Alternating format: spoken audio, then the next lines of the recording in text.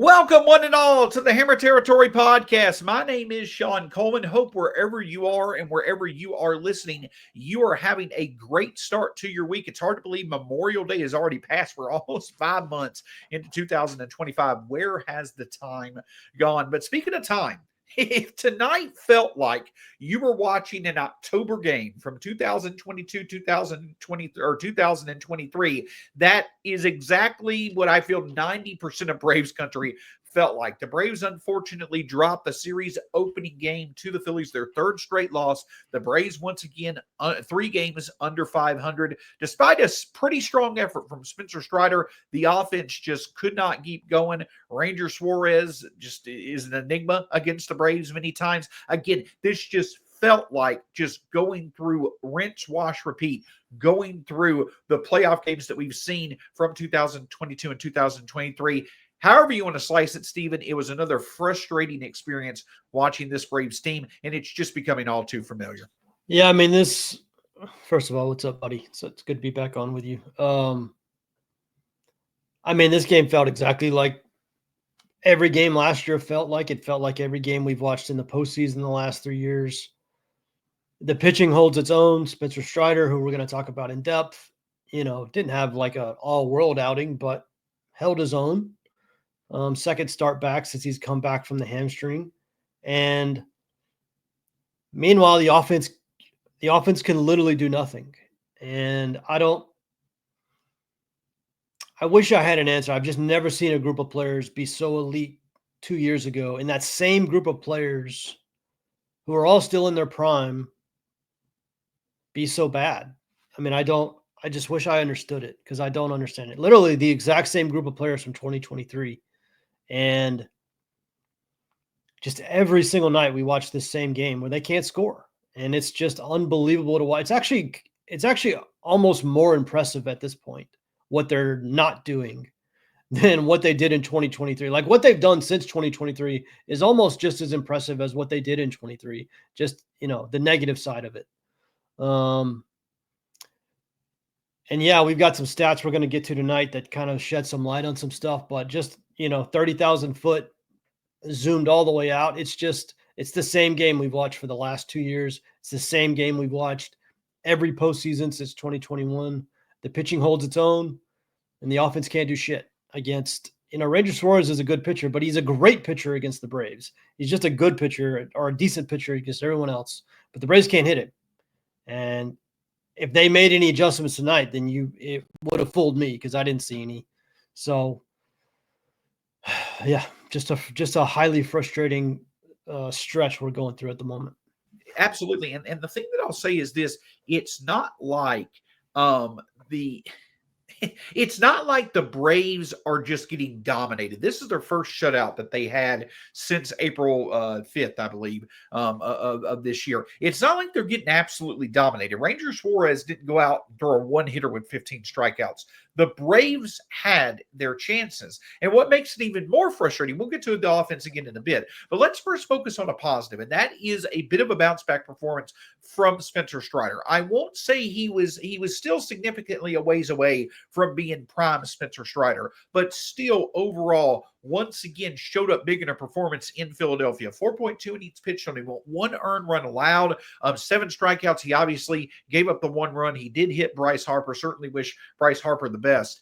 But the thing that I'm getting at is that yes, this is not prime Spencer Strider. Yes, I still don't think Spencer Strider is anywhere satisfied with his performance tonight, especially with the Braves losing. But if there's one positive to take away, it's the fact that Spencer Strider looked a bit like him old self. He looked a bit like the Spencer Strider that was able to get the strikeouts when he wanted to. And at the end of the day, he did at the very least, to get the Braves in the game.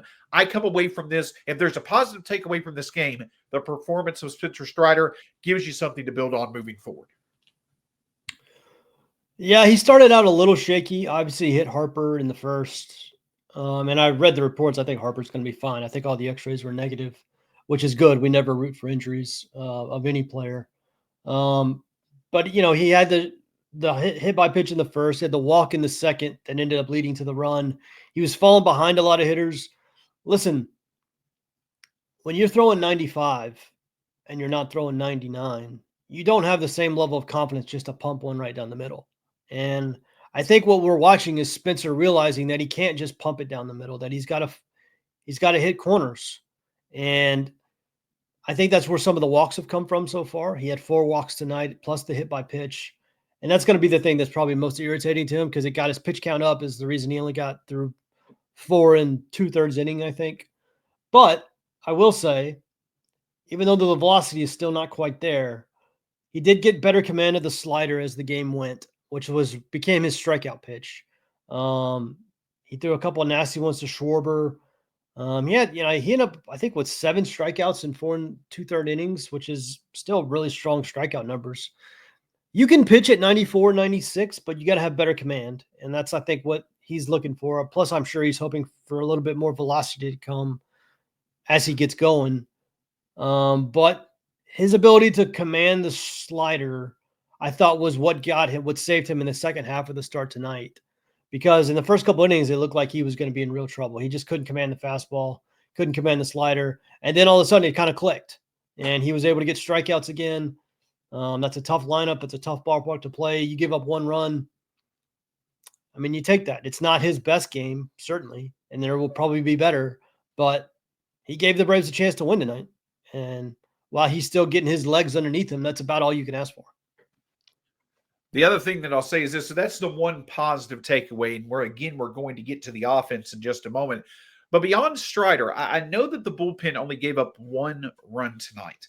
But what I will say is that with Daysbel Hernandez, who has looked good at times this year, I do want to also throw a bit of caution out there. Tonight, he certainly struggled with his command. But the thing that stands out to me, Stephen, is that when you look at the numbers, it's not too encouraging at the moment. I know that he has a 1.64 ERA, but he has a 3.66 FIP. Again, this is before tonight. A 3.66 FIP, a 5.15 xFIP, 6.55 Ks through 9, 5.73 walks per 9. The walks got him again tonight. And that's being helped by the fact that he's got a 200 batting average on balls in play. The numbers on the surface with Daysbel Hernandez look very good, but the underneath numbers, his stuff looks excellent at times. But the underneath numbers, unfortunately, scream regression. And we already have seen that in a big way with Raisel Iglesias. I think there's concern at the back end of the Braves bullpen, which the Braves absolutely cannot afford to be the case. Now that they're once again 3 games under 500, tonight definitely was one more indication that it's pretty shaky at the back end of the Braves bullpen as you dig into the numbers. Yeah, the lack of strikeouts is weird. He had 2 more walks tonight, so I think for the season, he had 2 walks and 2 strikeouts. So I think for the season, he has 18 strikeouts and 16 walks. And one of those numbers is way too low, and one of those numbers is way too high. So yes, it is concerning. Like, even though the ERA looks good, he's not going to run a 200 BABIP forever. He has not given up a single home run yet this year, despite giving up a number of fly balls. That ratio is not going to last. He's going to give up homers. Guys are not going to run a 200 BABIP against him all year. So I am very concerned about the back end of the bullpen. And I've been concerned about the back end of the bullpen since November. So that's not anything new to anybody listening. But yes, as kind of a more process-oriented podcast, the process that Daysbel is using to get these outs is not encouraging. Now, the stuff is very encouraging. The dude throws 98, 99, sometimes 100 with a wipeout slider.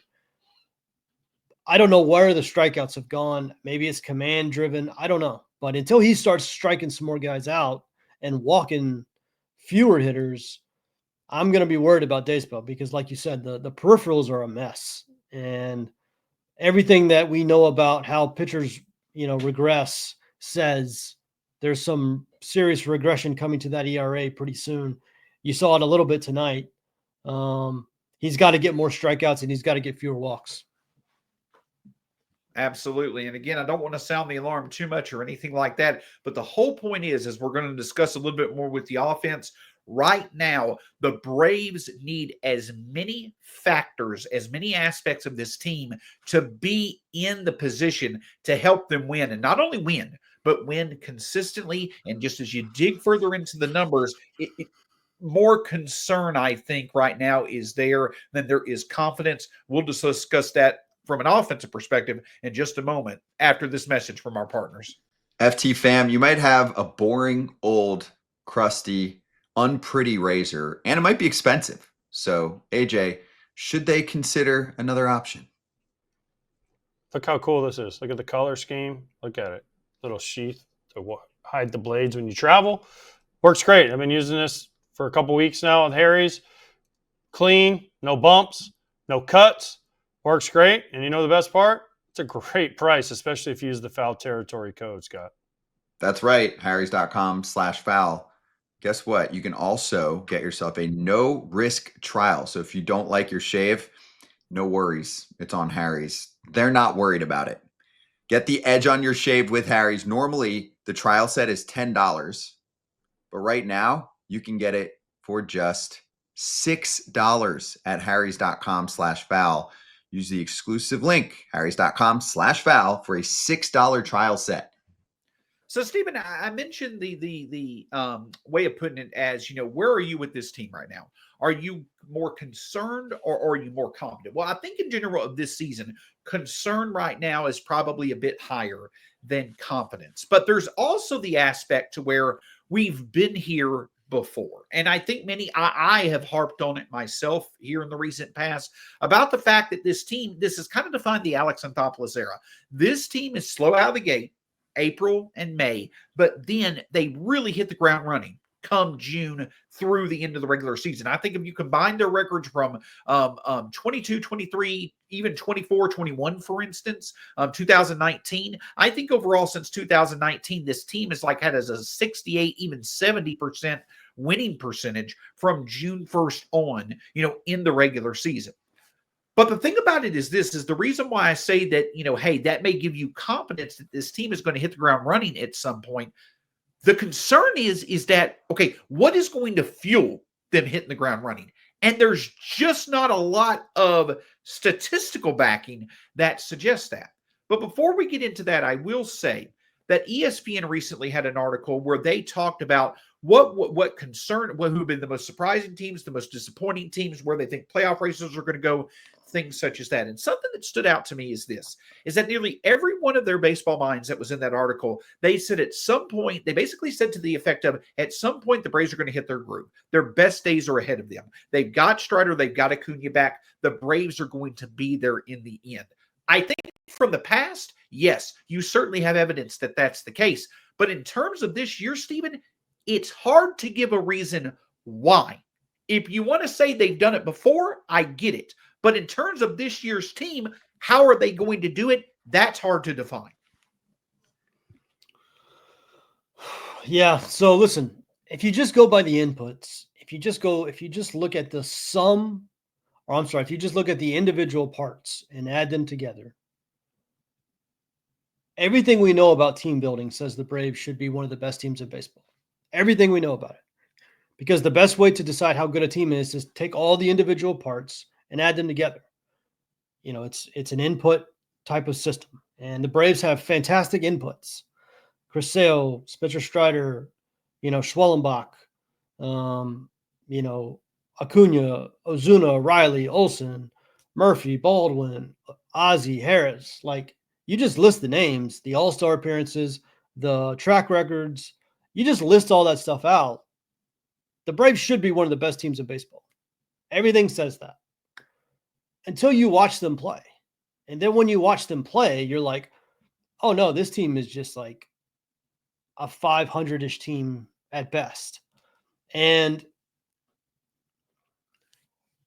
for some reason that I still have not been able to figure out, this team cannot hit when there's runners on base. When their bases are empty, the Braves have like a 105 WRC plus, which is not great, but it's not bad. It's probably going to put you in the top 12 in baseball. That's when the bases are empty. They have a 105 WRC plus. When there's runners on base, anywhere on base, not just runners in scoring position, anywhere on base, that goes down to a 92 WRC plus, which is the second or third worst in baseball. And that's what I don't get. everything that I know about offense, and this goes back years and years and years and years and years. You can look this up anywhere. Offense is supposed to go up when there's runners on base because it's harder to pitch. And if you look at any pitcher's numbers, once runners get on base, their numbers get worse. You look at any team's offensive numbers, when they get runners on base, their offensive production goes up. With this team, the last 2 years, it not only goes down, it goes down sharply. And that's what I can't understand. Like tonight, they had runners on base every inning, except I think the ninth inning. I think the ninth inning was the only inning they didn't have a runner on base. And they scored 0 runs because whenever runners get on base with this team, the whole team forgets how to hit. The worst at bats you will ever see from any one of these hitters is in a big spot with runners on base. Austin Riley got a 2-0 fastball with 2 guys on in the 5th inning and hit a weak grounder. Matt Olson swung at a pitch 2 feet above the strike zone with the bases loaded to strike out. Like consistently, not just one game, not just a week, the last 2 years, the worst at bats this team ever takes are with runners on base. And I don't get it. I really don't understand. I wish it doesn't make any sense. And I need somebody to explain it to me. Yes, I understand that come June, July, August, this team, they may take off. And they might. They have a ton of talent. As much talent as any team in baseball not named the Dodgers. But until they figure out how to remember to hit with runners on base, it's not going to matter. If you can't hit with runners on base, you can't score. I mean, unless you're just going to hit 12 solo homers a game, they got to remember how to hit with runners on base. And until that happens, this is what we get. So me and Steven were talking about before the podcast, looking at, kind of being, at this third of the way through the season where we've seen the Braves before, again, struggle in April and June, really struggle in April and May, really take off in June. How are they going to go about doing it? And we said to each other, let's come up with one stat that, we feel this is where we've got to improve, but how much confidence do we have that we're actually going to improve? So to Steven's point, this team actually figuring out how to just simply have the same approach at the plate, the same level of productivity at the plate with runners on that they do when runners are off. In other words, this team can create the run scoring opportunities. So, Steven, at this point, when you're trying to figure this out, I think it's common sense for you to look at your best hitters, for you to look to them to be the ones that turn the tide, that right the ship, right? That makes common sense. Let's go back to last year, when the Braves were struggling to score runs, going from May 1st through the end of last year. In that time span, if you combine the Braves' 2nd, 3rd, 4th, and 5th spots in the lineup with runners in scoring position last year, they produced an 810 OPS, a 206 ISO, and a 118 WRC+. They were basically league average. The Braves' heart of the order, their best hitters, was league average compared to other lineups' heart of the orders in baseball with runners in scoring position. That may be hard to believe with how much the Braves struggled at times last year. But this year, it's not hard to see why they're struggling. Because the middle of the order for the Braves with runners in scoring position actually is one of the 3 worst middle of the orders in such situations in baseball. Again, the middle of the order with runners in scoring position last year, 810 OPS, 206 ISO, 118 WRC+. This year, the middle of the order, 2, 3, 4, 5 in the lineup combined, a 635 OPS, a .90 ISO, and a 78 WRC+. That WRC+ is 27th in baseball. The Braves' middle of the order right now displays the least amount of power of any middle of the order in baseball with runners in scoring position. I'm talking about they show less power than the Rockies, less power than the White Sox, any team in baseball. That's why we lack confidence at the moment that they're really going to turn this around to the level that they need to. And that, to me, is where it's got to turn around. This team has got to be able to get back to at least occasionally hitting the ball with some authority. We talked about before, where are they going to turn it around overnight to be elite at something? This isn't them needing to be elite. They just need to be league average. And right now, that in of itself is a significant hill to climb. The Braves have scored the fewest runs in the National League East. this season. The Miami Marlins have scored more runs than the Braves have. The Miami Marlins have spent $12 on their lineup and have scored more runs through 2 months than the Braves have. I mean, that, again, I'm not talking about being elite. I'm not talking about being up there with the Dodgers and the Yankees. I'm just talking about being back to like not completely sucking. I mean, you can't outscore the Miami Marlins. The Braves have, I don't know how much money tied up into their lineup. I mean, probably close to $100 million at this point. And if you look at long term, all the years combined, well over $100 million. But I'm talking about just for this year. And they can't outscore the Miami Marlins. If you cannot hit with runners on base, you're not going to score. It's just that simple. Because the only way you're going to score is with a solo homer. And you got to hit a bunch of those to win any games. So until they learn how to hit with runners on base, and this is the thing.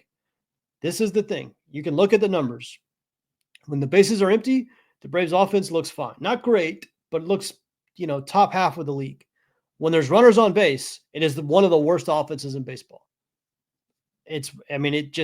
Everything tanks. The power, on base, strikeouts go up, walks go down. Everything tanks when there's runners on base. And it doesn't make a lick of sense. It doesn't make any sense at all. And until they fix that, until they remember how to hit, and I'm sure it's mental. I'm sure they I'm sure they all walk up to the plate with just the pressure of the world on their shoulders because they feel like they know they failed so much in these spots. But until they learn how to just hit like they do any other time when there's runners on base, this is the future. I mean, this is what we're going to get. We're going to get games like this where they score 1, 2, maybe 3 runs, and whether or not they win depends entirely on if the pitching staff can make that hold up. Which was what we did all last year. That was the MO for after May 1st last year. All last year was just the offense is going to score 3 runs or less. Can the pitching make that hold up?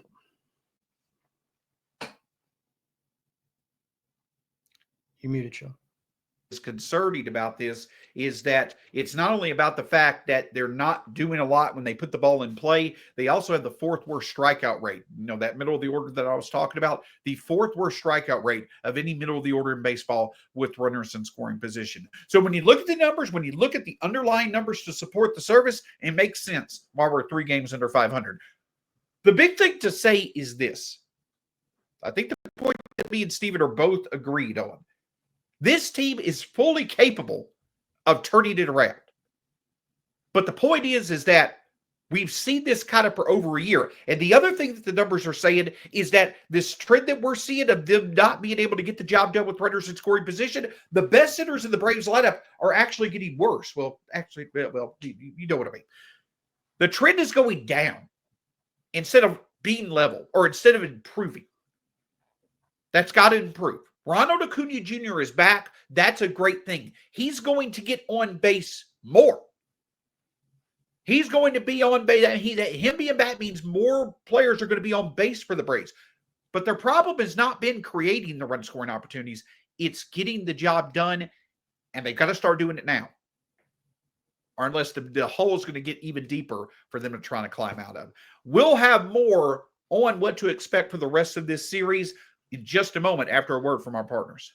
The weather is warming up, and with that being said, you need to check out what Rhoback is bringing to the table. If you're a golfer, especially, and you're looking for golf shirts that just have the perfect style and also are soft, they're lightweight, and perfect for the summertime, Rhoback is the spot. Of course, FT's hooking you up with a code for 20% off at rhoback.com. That's FOUL on RHOBACK.com for 20% off all shorts, hoodies, polos, and more.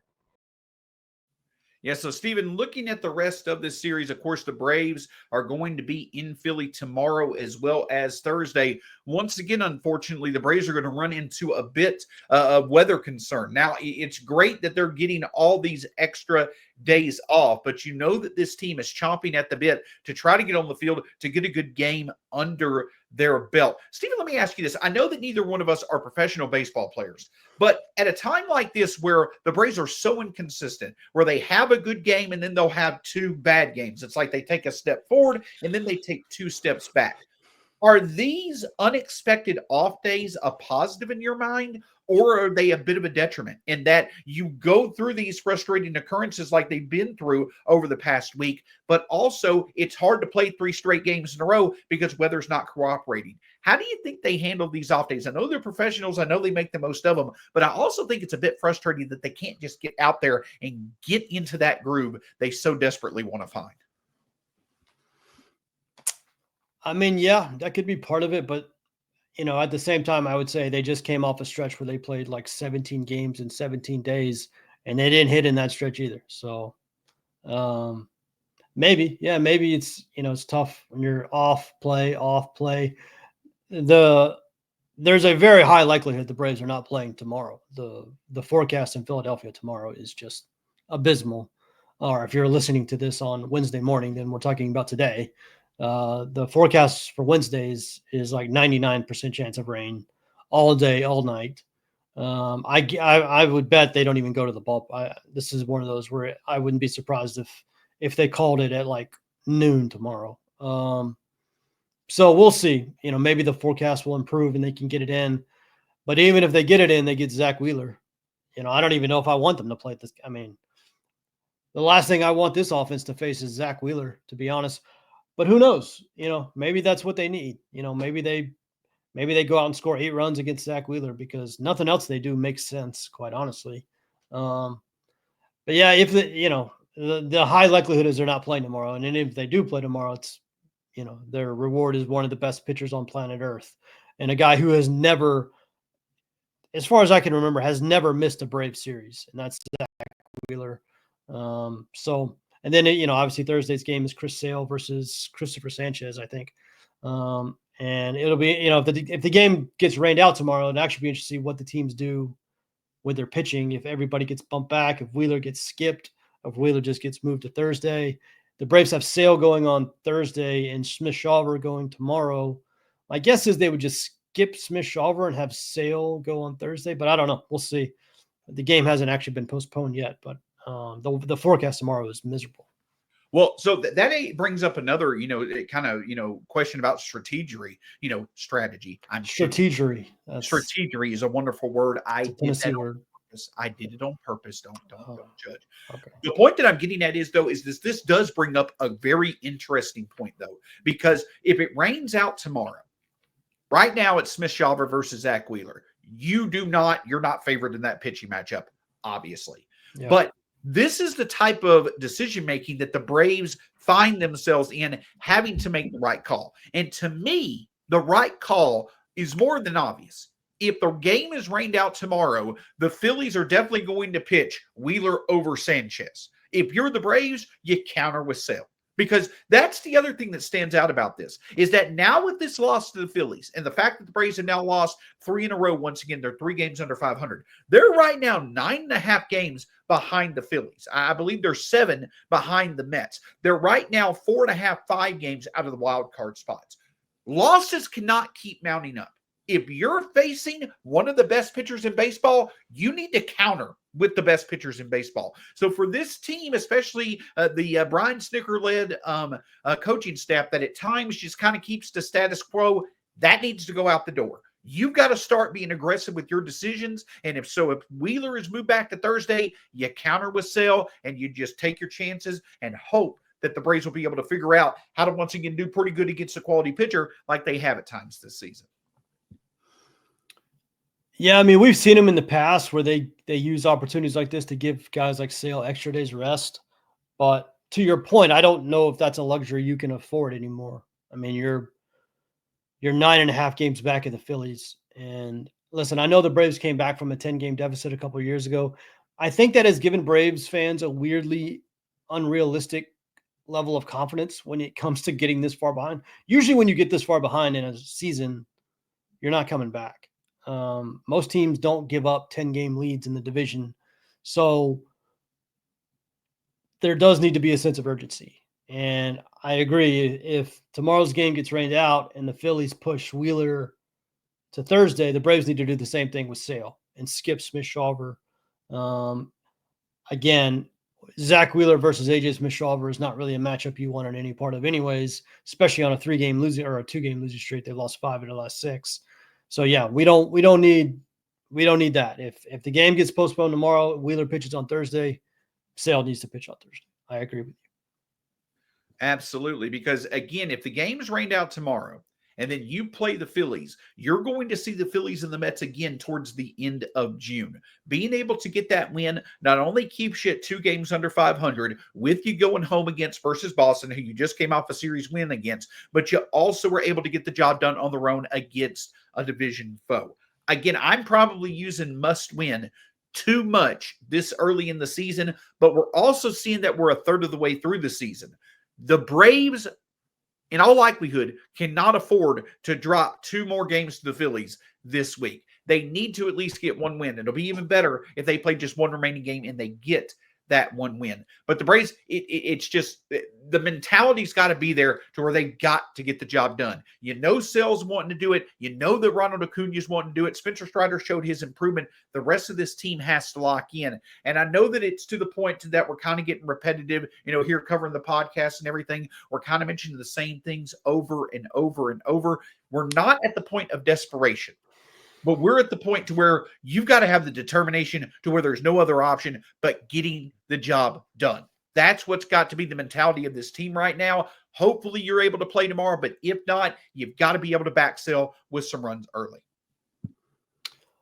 And I tell you what I was thinking about as I was watching them just kind of fold up tonight and not show much fight is I would love to know the makeup of that clubhouse, because we've watched guys who were critical to that clubhouse: Travis d'Arnaud, Max Fried, Charlie Morton, going back even a little farther, Jock Peterson, Freddie Freeman, Dansby Swanson, like guys that we know were big parts of contributing to the culture of that clubhouse, all leave.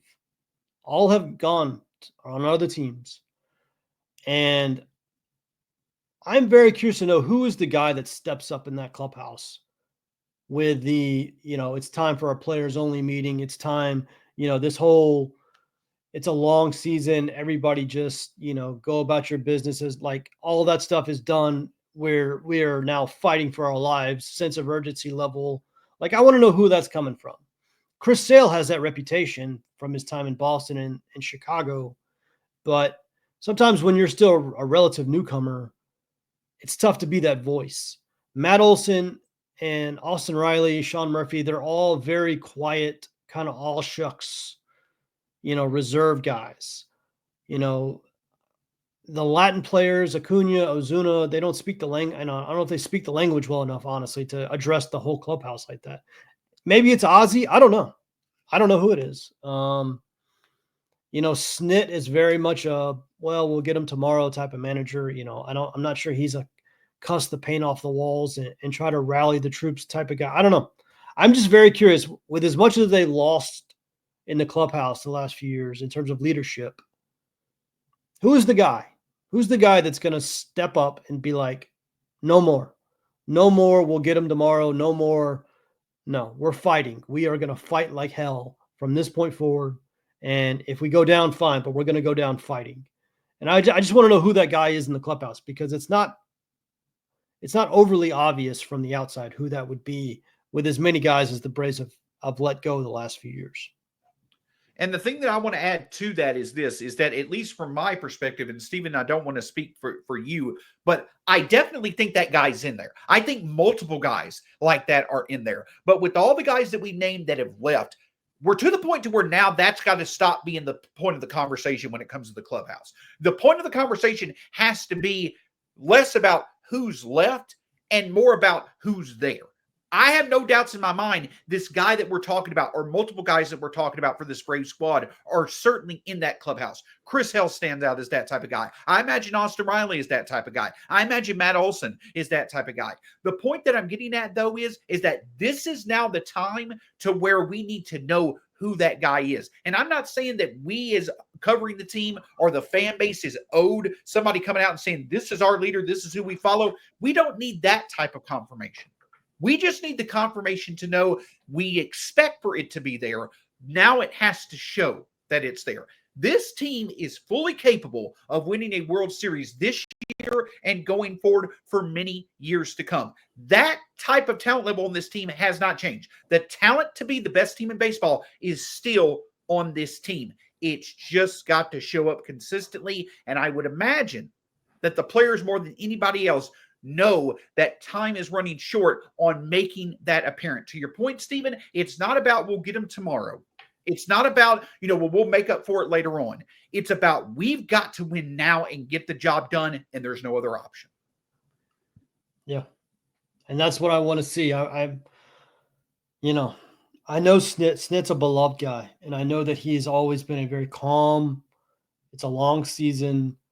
We're not going to get too upset, but every once in a while, I want to see some fire. I want to see some anger. Quite honestly, I want to see guys get pissed. And that's why I was excited about Strider and Acuna coming back, because those are two dudes that have some fire in their belly. But again, those guys have been gone for so long, it might be awkward for them to be, addressing the whole clubhouse when they literally just got back themselves. So I don't know. I am curious about, I've been curious about that ever since they let Travis d'Arnaud go, is basically who is the guy in the clubhouse. Ozzie has been talked about as that guy for a long time. I don't know if he still is. I don't know how Chris Sale handles it when the doors are shut. No one does, but they need somebody to step up and take the reins and say, boys, follow me. We're going full balls to the wall for the next 4 months to play to our level, because God knows we haven't played to our level for the first 2 months, and the time is now. So it's going to be interesting to see how they respond. And the simplest formula to be able to sit here and answer all these questions that we may have to whatever extent that you want to is just do it on the field. You do it on the field, you get the job done on the field, you get the job done on the field consistently. Very few are going to concern themselves about who's stepping up at the clubhouse, because all they're going to concern themselves with is that the clubhouse is in good shape because it's showing up on the field. Listen, at the end of the day, I don't feel that the overall ceiling of this team has changed that much at all. It's just the pathway for this team to get to that ceiling, I think, is certainly a bit more cloudy than it once was. But all that can change if people just start playing to the potential, especially when it matters the most. For the offense, that's with runners in scoring position. For the bullpen, that's with the lead late in games. For the starting staff, that's getting the job done through the first time in the order. For the coaching staff, that's putting this position in a team to win and then making the most of those opportunities. But the big key is you got to have all that going on at the same time, and that is the one biggest weakness of this team that's been there going back more than a year. It's been very rare where it's been all at the same time, and it's got to be at the same time from this point on. Stephen, I know that, you want to call that a rant. I think we both got on our soapbox there, but it felt good to get it out because we certainly, again, expect this great things from this team. It's just that those great things have got to start showing up now. Anything else from you, Stephen, as we wrap up this edition of the Hammer Territory podcast?